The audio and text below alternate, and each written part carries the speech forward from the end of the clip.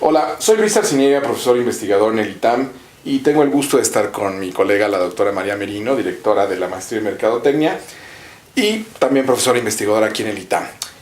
María justo el año pasado publicó un artículo que habla sobre cómo percibimos los latinoamericanos la globalización, y justo en esta entrevista queremos preguntarle a María algunos aspectos clave de su paper recién publicado.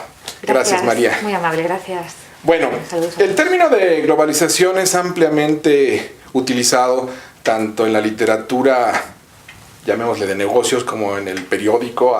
Se ve el término de globalización, y también los académicos hablamos de globalización. Entonces, yo te pediría si nos pudieras definir desde la perspectiva de la gente en una escuela de negocios, desde la perspectiva de empresa y de mercadólogo, ¿cómo debemos de visualizar lo que es la globalización? Bien, fíjate que nosotros nos encontramos con la misma pregunta y realmente investigando detectamos que hay muchísimas definiciones de globalización.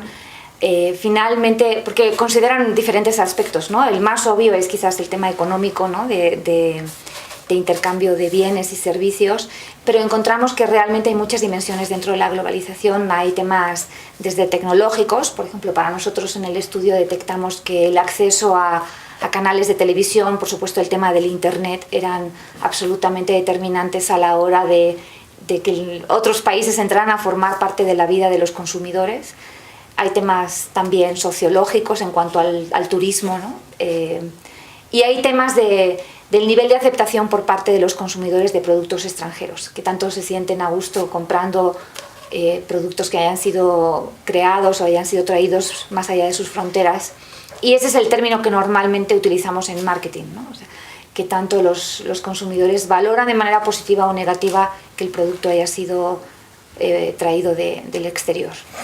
Recuerdo que hace algunos años en una de las revistas más importantes, tipo Time o Newsweek, apareció un reportaje en el que se hablaba de la globalización, y entonces se mostraban fotos de las habitaciones de 10 adolescentes en diferentes lugares del planeta, ¿no? Obviamente sin los adolescentes, porque pues ya el simple hecho de ver la fotografía con el origen étnico, pues uno podía pensar que era de Shanghái o que estaba en Bombay, ¿no? Pero no estaba el adolescente. Entonces el reto para el lector era, ¿sería usted capaz de identificar de dónde es la habitación de cada uno de los adolescentes? Y venía una columna con la relación de países y estaban las fotografías, y uno que tenía que jugar con saber eso. Pues ese es el concepto de globalización desde la perspectiva de un mercadólogo, de que el tipo de computadora que tiene, el tipo de colores que utiliza, el tipo de pósters que tiene en su habitación es común en cualquier parte del planeta.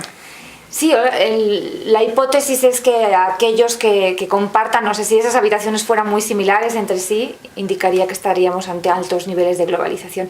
Y me imagino que era un reto bien complicado, porque uno de los hallazgos que encontramos en el paper era que efectivamente la edad era uno de los principales predictores de una predisposición favorable a los aspectos globales, ¿no? Encontramos que los participantes más jóvenes valoraban la globalización en términos mucho más positivos que aquellos encuestados de mayor edad. Y casi en todo se veía casi la misma marca de computadora. ¿Sí? Mira, entonces lo cual creo que también coincide con los resultados de su artículo, con ¿no? Lo que encontramos, sí. En el mundo de los negocios, lo que siempre tratamos de hacer es desarrollar escalas que nos permitan medir alguna variable, ¿no? Entonces, ya nos diste la definición que usaron ustedes como marco de referencia en su artículo para establecer lo que es globalización. ¿Cómo se mide la globalización? O sea, ¿cómo podemos operacionalizar, medir la globalización?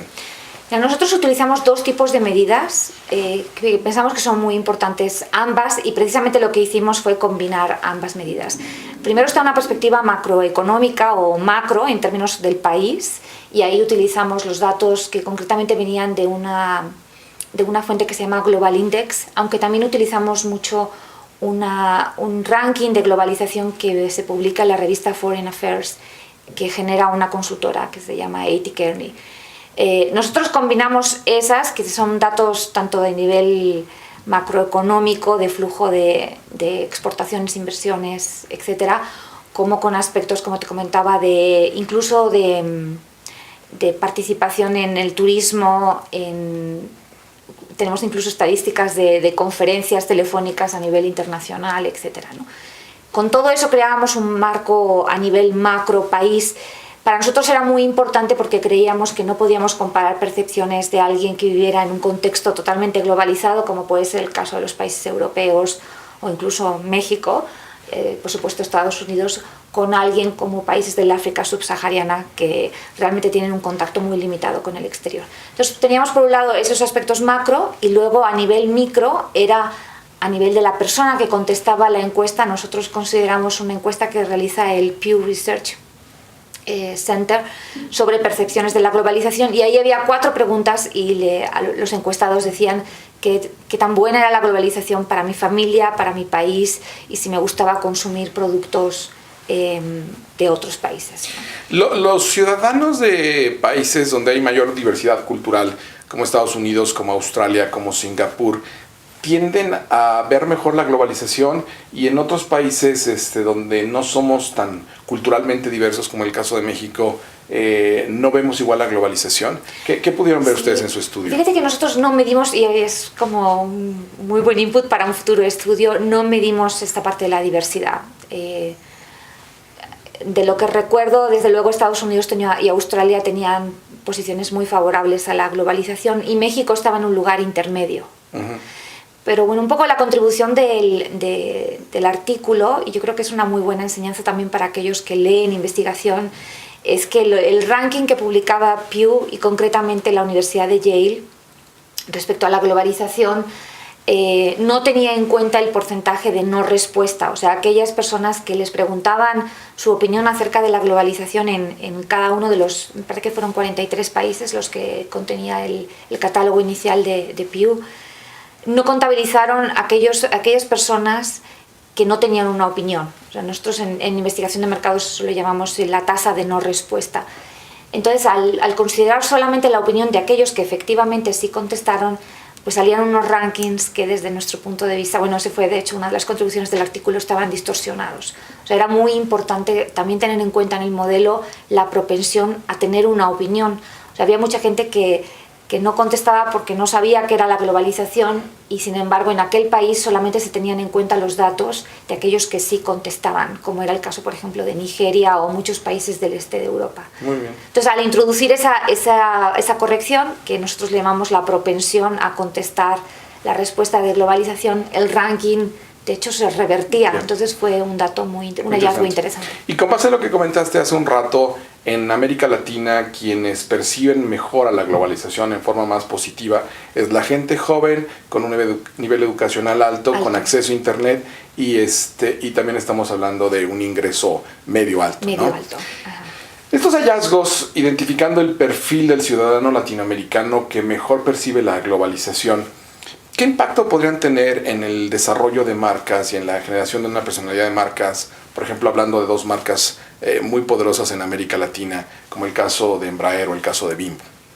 Bueno, hay países que tienen una mejor percepción de los productos extranjeros, ¿no? En el caso de, bueno, cuando tomamos los datos, eran datos del 2003, la verdad es que ha pasado ya un tiempo, pero por ejemplo había países como Venezuela o Perú, y también por supuesto en un nivel un poquito más bajo Brasil y México, que tenían opiniones muy favorables sobre los productos extranjeros, ¿no? Entonces para Bimbo eso significaría que en los países de Latinoamérica donde tiene una mejor percepción de lo extranjero, pues Bimbo podría explotar esta imagen de realmente somos una marca global, porque ya ni siquiera son mexicanos, es una marca absolutamente global.